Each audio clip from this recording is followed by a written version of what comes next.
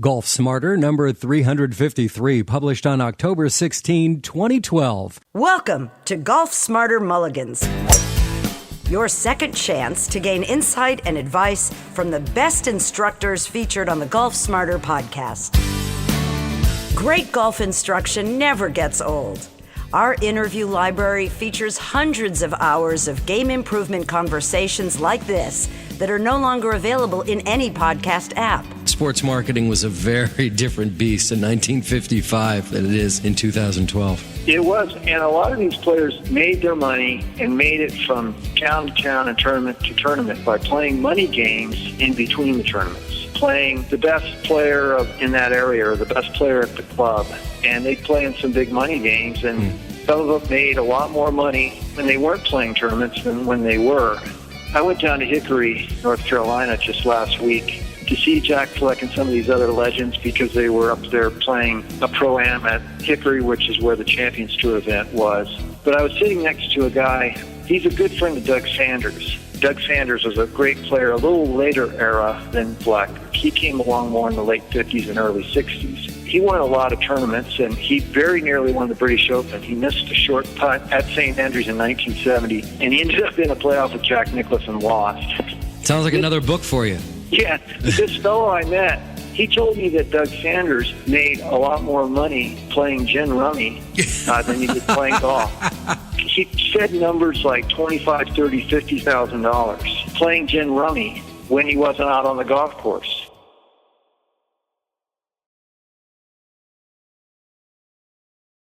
Golf's greatest upset at the 1955 U.S. Open with author Neil Sagabiel. This is Golf Smarter, sharing tips and insights from golfers and golf professionals to help lower your score.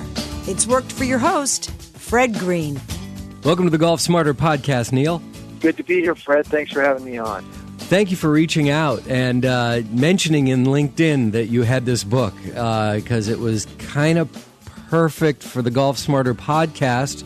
And for some interesting reason, I thought it was perfect for 2012 because this sports year has had its own list of upsets, and we can get into more about that in a minute. But most recently in golf, the 2012 Ryder Cup, I don't know if it was necessarily an upset, but it was an amazing comeback and a long shot at best on Sunday. But we also had the U.S. Open in San Francisco in the Olympic Club here in 2012. And your story talks about the U.S. Open back in 1955. Yeah. Well, this year, this was the fifth Open played at the Olympic Club. The one in 1955 was the first, and that's where Hogan and Fleck showed up and all the other greats of that era. And interestingly, it was only the second U.S. Open played on the West Coast. So up until that time, the U.S. Open had been more or less an East Coast championship. Most sports are East Coast centric, at least from the writer's perspective. What was the first event played on the West Coast? Do you remember? The first U.S. Open played on the West Coast was at Riviera. Oh, down Los Angeles. Yeah, and it was the first U.S. Open that Ben Hogan won. Oh, interesting. So let's set this up because during the TV broadcast of the 2012 U.S. Open, there was a lot of talk about Jack Fleck and, like they love to go into the history of it. But specifically, Ben Hogan at the time was dominant. He was... it was just a given that Ben Hogan would be there at the end battling for the title or just running away with it. And this was the case again. But it had been, for those who aren't familiar, it had been a tumultuous time for Ben Hogan leading up to this. Let's start with some background about the big boy. Let's give us some background about Ben Hogan. Well, a lot of people who follow golf have heard of Hogan for sure because I think he revolutionized the game in a few different ways, and part of that was because I think it was not easy for him to make it out there on the PGA Tour. We know of him as a great player now, but he struggled. He was not as talented as guys like, say, Byron Nelson, who came out of the same caddy yard as Hogan. So he really had to work to hone his golf swing. He fought a hook as a younger player, and it took him 3 tries really to catch on the PGA Tour. He didn't win his first tournament until 1940, so he'd been out there a while. And he didn't win his first major until 1946. And I can't remember, so that would have made him, I guess, almost, well, he's probably about 34 years old. So it took Hogan a while, and there's that famous saying of finding the secret in the dirt. He found his swing through a lot of practice, and I don't know if up until that point in time anyone had worked harder to develop his golf swing or develop his game than Ben Hogan. So he's famous for his work ethic. About the time that he was really coming into his own, Byron Nelson retired in 1946. He was really considered the top man in golf. But Hogan was coming along. Snead was a great as well, Sam Snead. About the time Hogan was really starting to get it, he won the PGA Championship in 46. He won his first U.S. Open in 1948 at Riviera in Los Angeles. He had that terrible car accident in early 1949. He was coming back from Arizona, I think it was the Phoenix Open, with his wife, and he was driving home to Fort Worth. And they were on a foggy West Texas highway, and a Greyhound bus had pulled out to pass a truck, and Hogan and his wife in their Cadillac had a head-on collision that they were just, it was a miracle that they both survived it. And Hogan was in a hospital for 2 months and almost died. And when he came out of that hospital, his doctors never really thought he'd play golf again. He was fortunate to be walking around. But he was a very driven man, and he made a comeback. What some, I think to this day, consider maybe one of the greatest, if not the greatest, comebacks in the history of sports. Something less than 2 years after he had this accident, he came back and he won the U.S. Open in 1950 at Marion. And so we see this Hogan who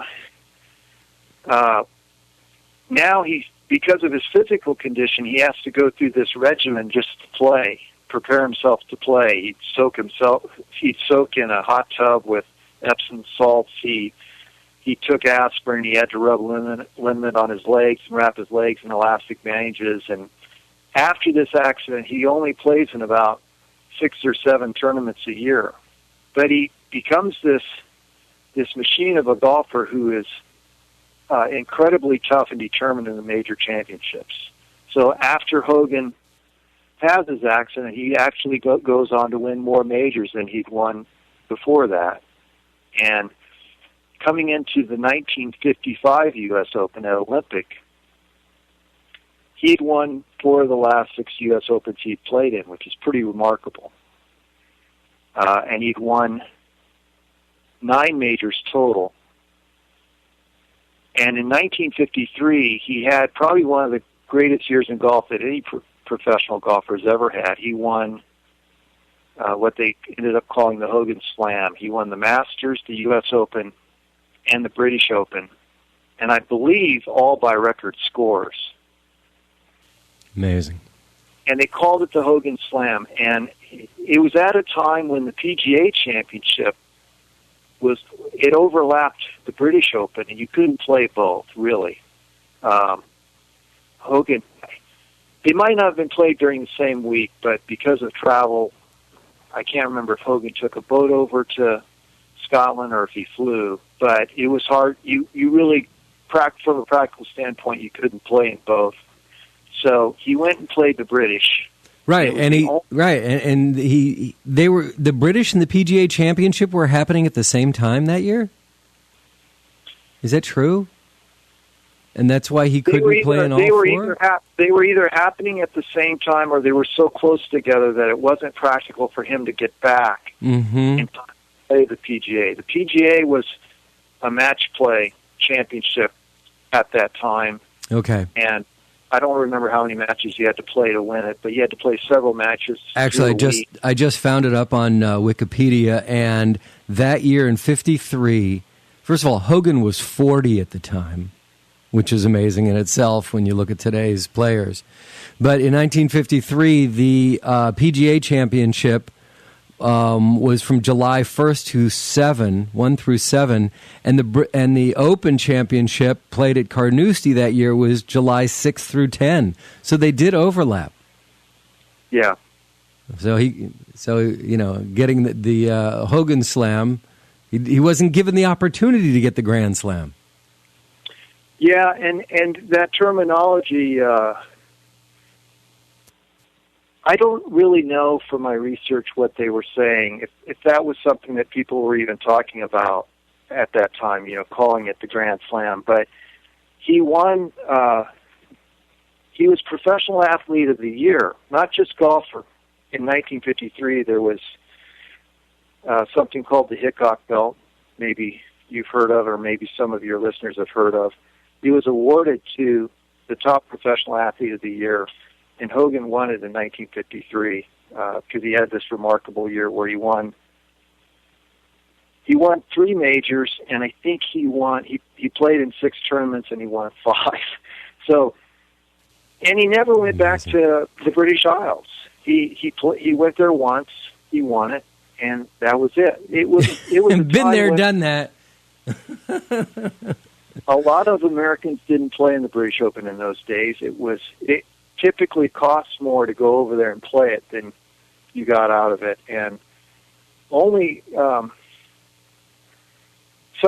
of Hogan's professional friends said, "Ben, you need to go over there and play that to be considered, a kind of a full career, and as the great player you are, you need to do it." And so he did, and he won at Carnoustie.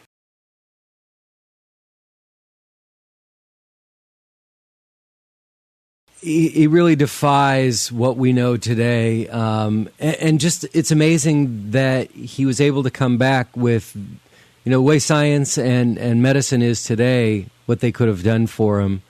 But he was in a lot of pain. He was limping, and he made it work. And then he came back and played better than ever.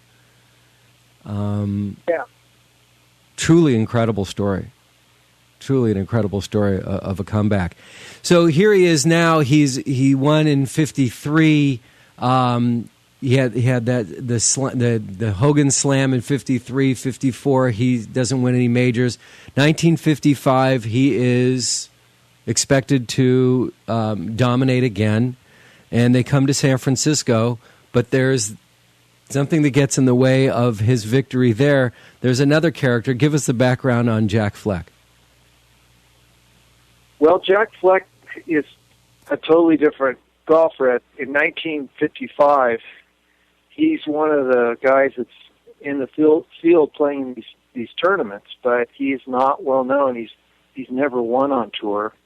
He's mostly been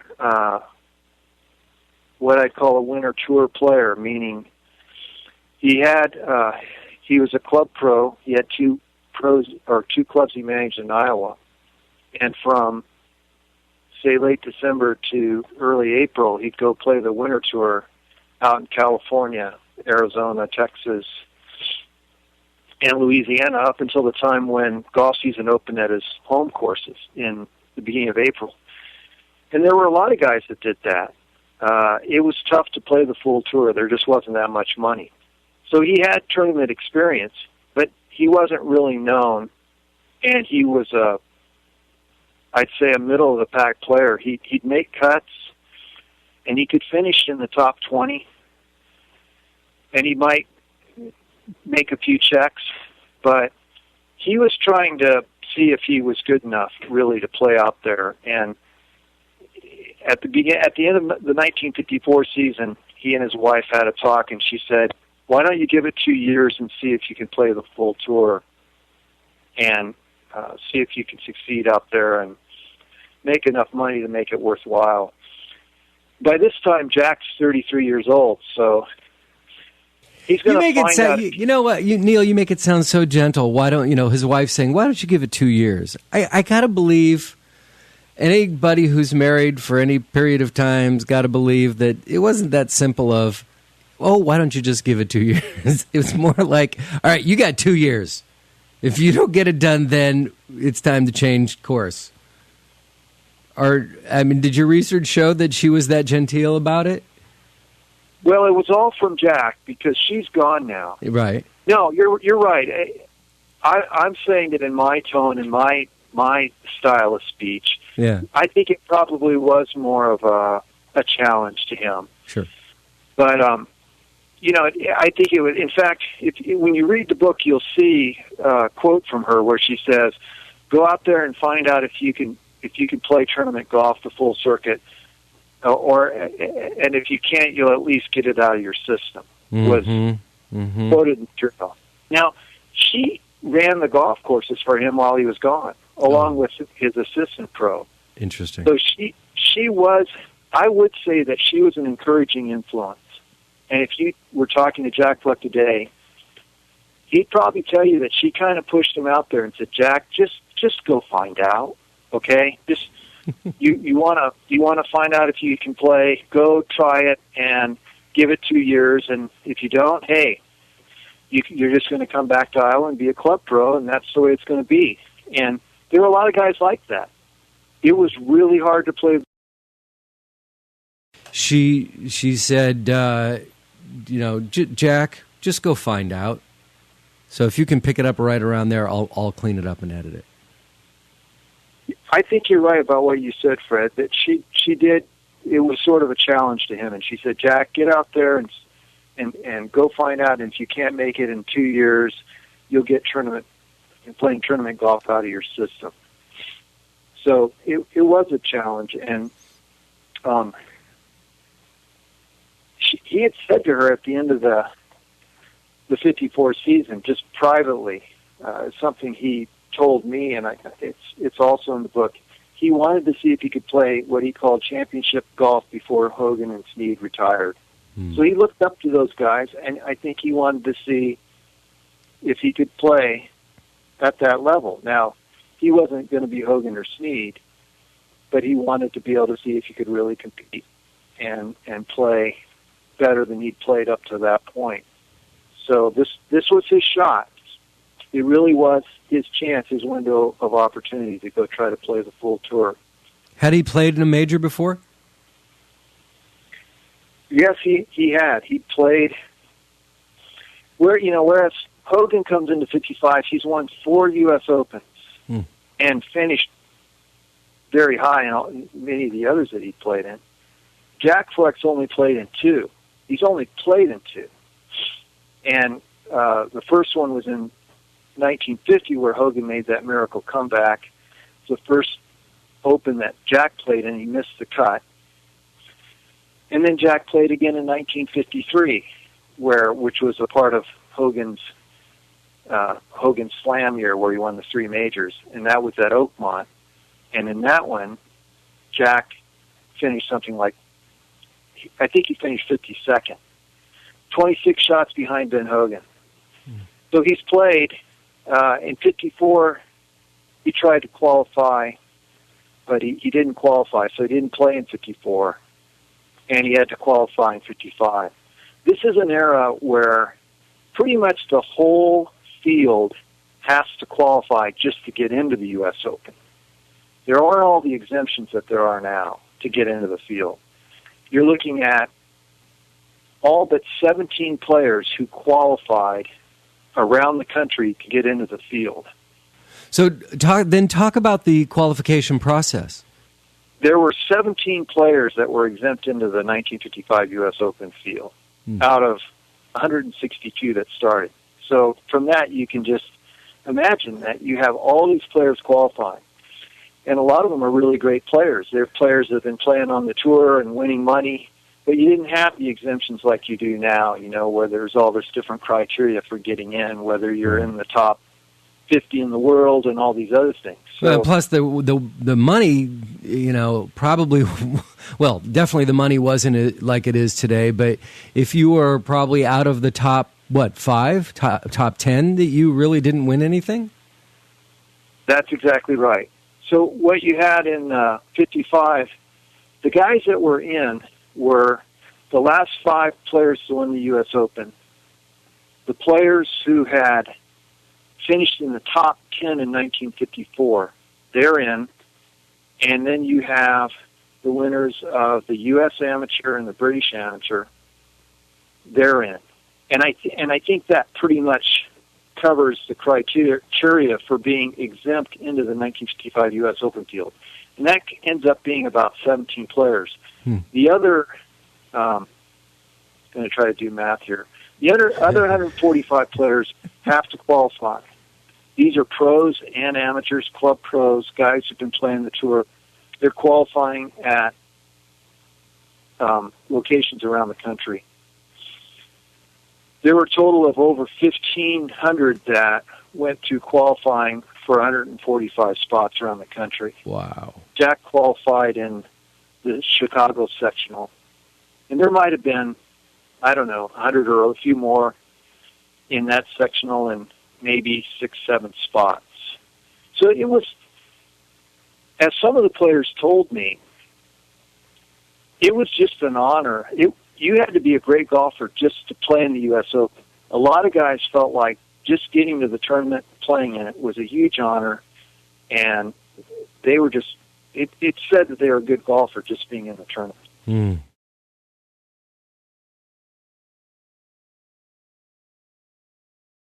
That actually could turn into a lot of work for them in those days. Just to be able to say that they qualified for the tournament, they can become the pro at a club for life, and really that was probably a more secure profession at the time, if you talk about that being a profession, than being a touring golfer. That's absolutely correct, because there just wasn't the money in professional golf, playing tournament golf.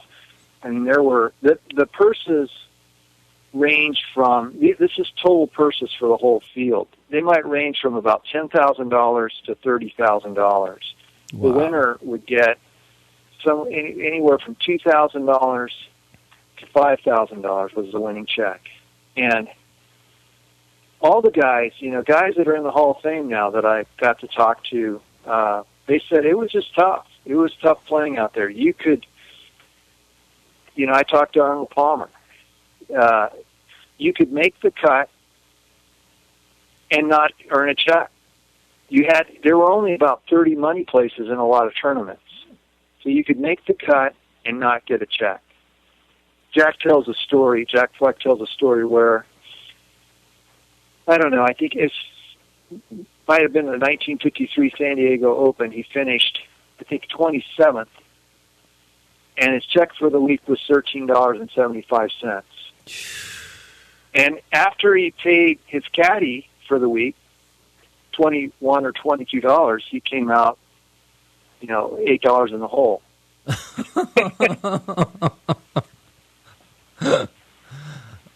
That's not good. That's not a way to make a living. You could hear why the wife would be going, okay, yeah, you got this much time, and then you're getting back to work. Yeah, so, even the top players, Ben Hogan, Sam Snead, Jimmy DeMeritt, Lloyd Mangrum, Kerry Middlecoff, Julius Boros, these top players, they all had club jobs, too. And some of them were more, some of the top players like Hogan maybe didn't have to spend a lot of time at the club to earn his check. But that did augment their income because there just wasn't a lot of money to be made at the tournaments. And then if you're a top player, too, there were some endorsements and equipment contracts and things like that, but they weren't anywhere close to the level they are. Yeah, the endorsement thing really didn't get going until, the 90s or something, when I guess Michael Jordan really put it over the top. But also the endorsements for the Olympics were in Los Angeles in '84. And Uberoth really got the official sponsor So it was a very different, sports marketing was a very different beast in 1955 than it is in 2012. It was, and a lot of these players, too, made their money and made it from town to town and tournament to tournament by playing money games in between the tournaments. You know, playing the best player of that in that area or the best player at the club where they were playing, and they'd play in some big money games, and some of them made a lot more money not when they weren't playing tournaments than when they were. You know, I went down to Hickory, North Carolina just last week to see Jack Fleck and some of these other legends because they were up there playing a Pro-Am at Hickory, which is where the Champions Tour event was. Fred Funk won yesterday. But I was sitting next to a guy who, I don't know if he's a good friend of Doug Sanders. And Doug Sanders was a great player, a little later era than Fleck. He came along more in the late 50s and early 60s. And he won a lot of tournaments, and he very nearly won the British Open. He missed a short putt at St. Andrews in 1970, and he ended up in a playoff with Jack Nicklaus and lost. That's what a lot of people remember about Doug Sanders. But sounds like another book for you. Yeah, this fellow I met, speaking of this income situation back in those days, he told me that Doug Sanders made a lot more money playing gin rummy than he did playing golf, because he would make he said numbers like $25,000, $30,000, $50,000 playing gin rummy when he wasn't out on the golf course. Oh wow! So that's just one example, but they hustled. You know, they kind of hustled. He was just a guy looking for a game. Doesn't matter what it was, right? He was. Yeah, and a lot of them were like that. Mm-hmm. Interesting. So now there's a couple ways I want to go with this, and I want to see which you're more comfortable with starting, because I'm going to try to get you to do both. I want to go talk about the different people that you interviewed and their recollections of that weekend and how things went. But I also would love if you could take us through. Now, was it a 3 or 4 day tournament at that time? It was a 3-day tournament, which ended up having a 4th day because of the playoff. Right. So they would play 4 rounds over the 3 days, right? That's right. They played 4 rounds over the 3 days. Right. They played 36 on the final day. Unbelievable. And Ben Hogan now has to walk that 36 holes too, which is, he does. For him, it's painful enough just to walk a golf course, let alone walk 36 holes, let alone walk 36 holes in San Francisco at the Olympic Club, which is not what you call a flat golf course. No, it wasn't easy for him to walk, and he kind of complained. I mean, his legs tired, they were stiff. It wasn't easy to walk that course because it's definitely sloping terrain. So I would love, so the part 2 of that was not only talk about the people that you interviewed and the research that you did for the book, but to go each day through the tournament and what was going on and what were the high points and the low points that led us to that final day when, on the final round, when everyone thought it was over and that Hogan had it was done. And the networks. The broadcast element of this story is also very interesting. Yes, it is. But so how do you want to pursue that? Which way do you want to go with this? I'll go either way. I can talk about who I talked to. I can try to go back through it day by day and tell you, give you some snippets and tell you what happened on those days, what was going on. Yeah. But I think that's how we climax this story, is the day by day. I would like to talk about your research process, the people you talked to, and what they remember about how the weekend proceeded. One of the all-time favorite T-shirts I've ever heard about was the swim team who was a collegiate swim team that was highly decorated in the 40s, I think it was. And, every year they would get together and have a reunion. And I think for one of the major anniversaries, they had T-shirts that were made that said, "The older we get, the faster we were." And so I've got to believe that some of the stories that you heard were embellished a little more than others. Let's just put it that way. Yeah, it was interesting for me, Fred, because I hadn't written a book before. And so, in some cases, you have to sift through and try to understand this. I don't know that any player I talked to was intentionally trying to embellish anything. Okay. I just think maybe through the fog of time, you remember things differently. And first of all, this book really focuses on Jack Fleck, and of course, Ben Hogan's gone, and I never got a chance to talk to him. And he wasn't much for talking to writers and reporters late in his life anyway, so I probably would have never talked to Ben Hogan. But I can tell you this, Jack Fleck was totally straight with me. He's a very kind of black and white person. If he didn't remember something, he didn't try. He didn't try to sort of create something for me. He'd just tell me. And one of the things that was interesting to me was Jack didn't really remember a lot of details about the first, second, and third rounds. He had some overall remembrances about playing maybe certain holes and about overall feelings he had about how he played that day and what he shot. But he couldn't take me shot by shot or hole by hole in any of that. Well, that's interesting. Because I'm always blown away when athletes can go, and they say, well, what about that approach shot on 14 on Friday? And they're like, they know exactly what they're talking about. And I would look at them like, I don't know. It blows me away that they can remember specifics like that. So I'm glad to hear that Fleck was going, He would just tell me, I don't remember. And so one of the challenges for me as a writer was,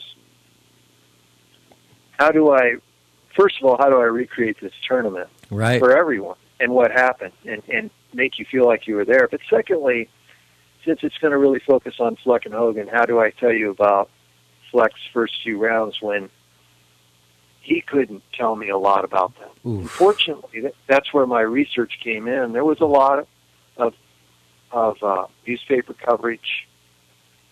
The Olympic Club, where I went, the historian had information. I was able to get my hands on the pairing sheet for that week, the hole-by-hole scores.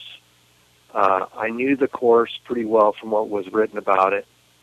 It's a different course now, but it's, there are a lot of features about it that are the same, but it's a very different course in 55. Mm-hmm. I had a lot of good information, and plus the newspaper coverage told me things about Fleck in the first, second, and third rounds, as well as the other players. So I used what I had, and it was a considerable amount of information.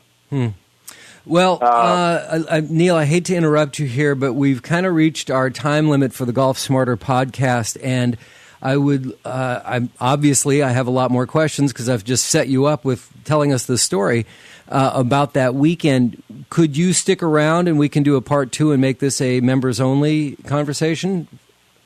Sure, I'd love to. Awesome, thank you. So then let me remind the Golf Smarter audience and let you know that if you would like to hear part 2 of this conversation and get the full story of that weekend, as best we can determine from the stories that were told to Neil, Neil Sagabiel is the author of the book The Longest Shot, subtitled Jack Fleck, Ben Hogan, and Pro Golf's Greatest Upset at the 1955 U.S. Open. It is available as a Kindle book, correct?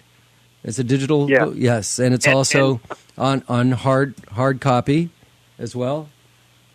Yes. And we have it in our Golfers Mart at golfsmarter.com, so you can just go ahead and purchase it for yourself right there, whether you do the download version or you have it ordered as a gift for you or somebody else this holiday season. Purchase the book. It's a great story. It's an amazing story, and it's timely, mainly because of the Olympic Club and the upsets and golf in general. So, Neil, thank you for agreeing to stick around, and I, again, encourage everyone to join Golf Smarter for members only so you can hear part 2 of this conversation. Neil, you're sticking around, right? I am. Thanks, and thanks so much. I appreciate being on with you.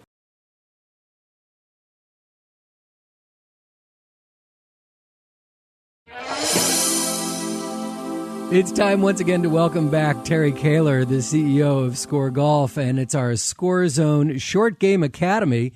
You can participate in this part of the program, and we encourage you to click on the ScorZone Short Game Academy button at golfsmarter.com and submit your question, because if your question is answered on this segment by Terry, you will receive a money club of your choice, custom fit for you, by Score Golf. And Terry will give you more information what we mean by a money club, because he just doesn't like to use the W word anymore. Terry, how are you? Welcome back. I'm great, Fred. How are you? I'm fine. Thank you very much for asking. So we get a question here today from Joe Dolan of Ohio. And he says, look, if I'm, say, about 80 yards from the pin with an open green in front of me, and I'm between clubs, a 60-degree or a 56-degree, in between those two, is it better for me to hit a hard 60-degree club or take some off of the 56-degree? And that's his question. And my comment is, I've never even understood how to take it off or hit it hard. You know, it's like, to me, the swing, if you swing harder, you're swinging, you don't want to swing harder.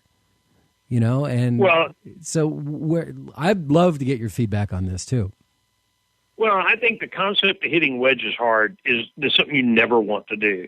And one of the things about hitting your high loft golf clubs, and I said the W word because he's playing wedges and he's not playing scoring clubs, but shameless plug. But anyway, so no, that's okay. When you're trying to hit a high lofted club harder, invariably what's going to happen is you increase your club head speed.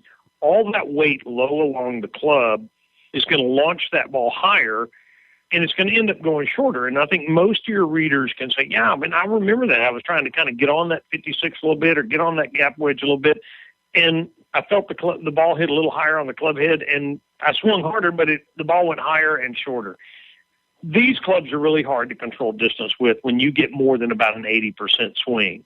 So, you know, you really want to put the controlled pace swing on your high loft golf clubs, just in general, regardless whether it's a 60 or a 54 or a 58 or a 52, whatever it is in your hand.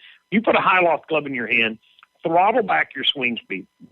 That your full swing needs to be redefined from what it is with a 7-iron or a 5-iron or a fairway or hybrid or driver particularly. So so the first part of developing good short range performance is to get the right arsenal of clubs in your bag. And Joe talked about he's caught between a 56 and a 60. Get the right club, have 4-degree gaps, maybe 5 if you're a shorter hitter, and then go out and learn what really is a textbook 56, a textbook 60, a textbook 52, whatever lofts you're carrying. Find out what distance you can produce with that controlled swing.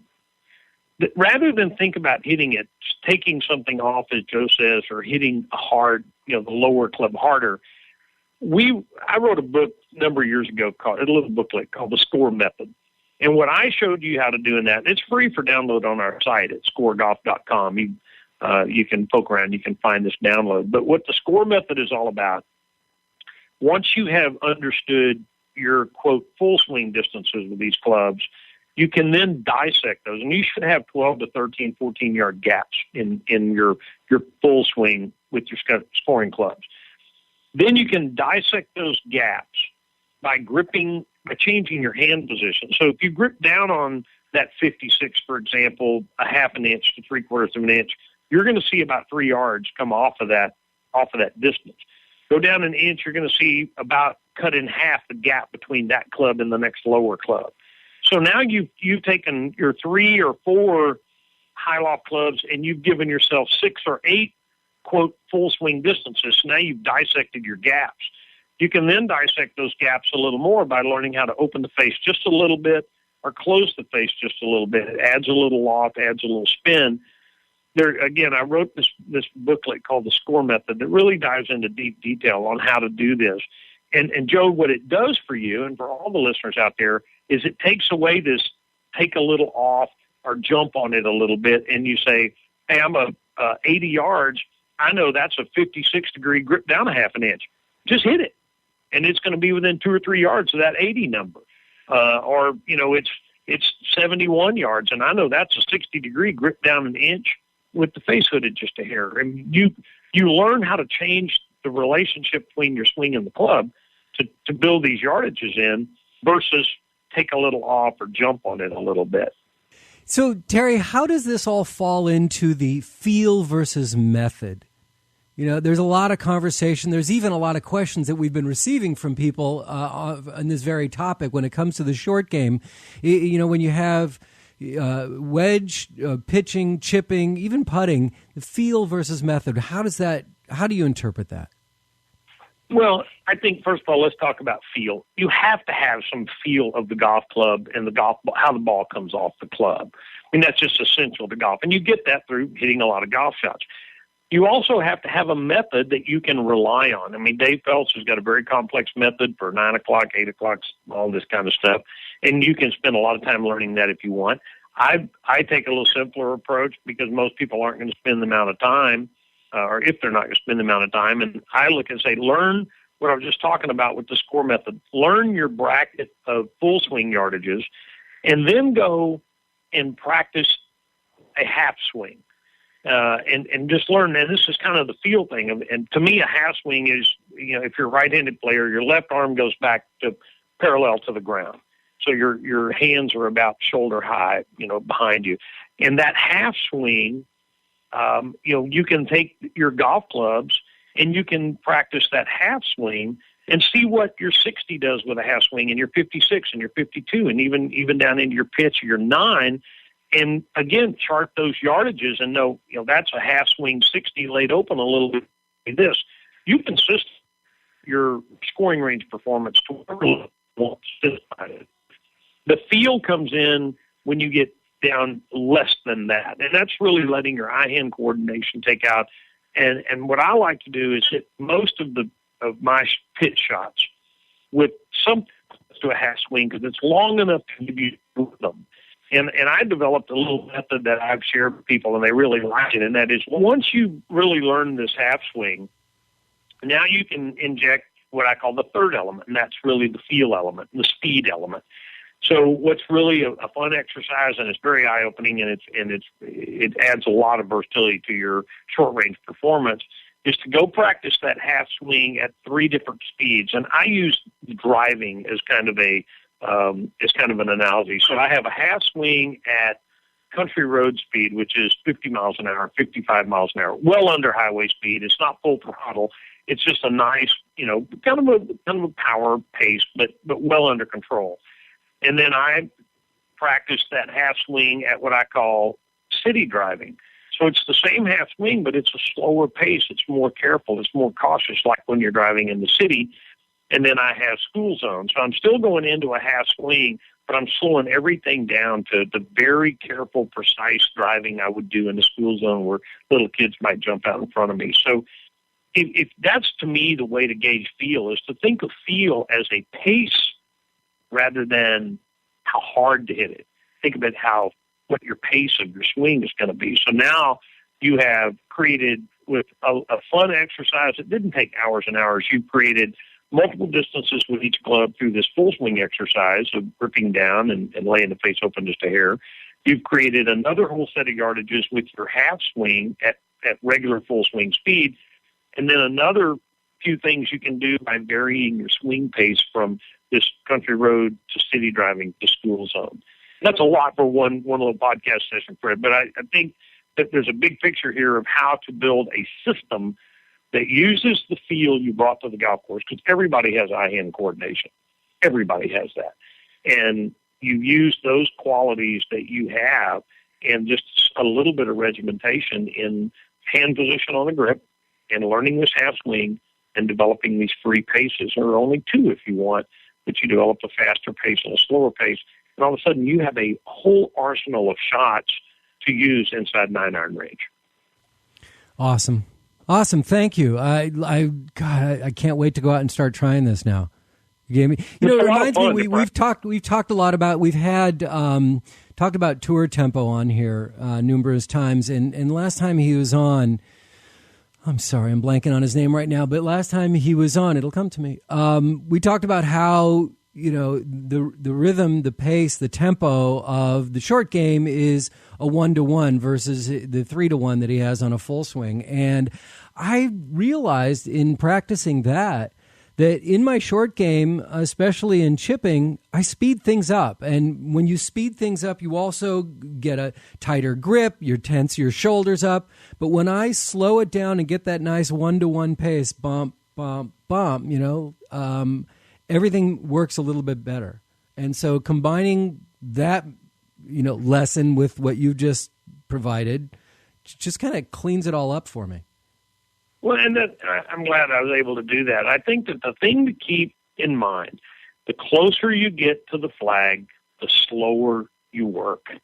It becomes more of a precision game, and I always tell the story, I think I've already bored your listeners with the idea of painting a house, but when you're laying on the big areas of paint, you work fast, you work with a power sprayer, you work with a big power roller, and it's just get the paint on, and you work with speed and power. That's your tee game and your long ball and even in your middle irons. The closer you get to doing the trim work to finish off that paint job, the slower and more meticulous you are. And so I kind of liken that to the way to play a hole and of golf, is that the closer you get to the flag, the lower and slower and more precise you get, the more meticulous you get, because you're trying to get it in the hole. It's just kind of a nice thing to keep you thinking kind of slow around the greens, is just slow everything down. Yeah. Well, like driving in a parking lot versus a freeway. How's that? There you go. I'm kind of stuck on the painting thing. So that is our ScorZone Short Game Academy with Terry Koehler, and that's what we do on each Golf Smarter episode. So we thank Score Golf and Terry. We thank you very much for the support of Golf Smarter Podcast, helping us stay alive, and really enjoy the lesson. Thanks so much, bud. Well, we always enjoy it. I look forward to the next show.